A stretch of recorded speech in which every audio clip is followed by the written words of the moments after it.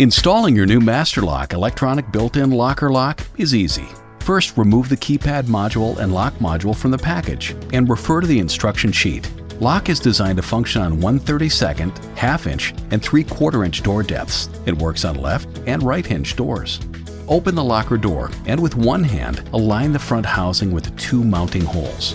With your other hand, feed the connection ribbon through the large middle mounting hole.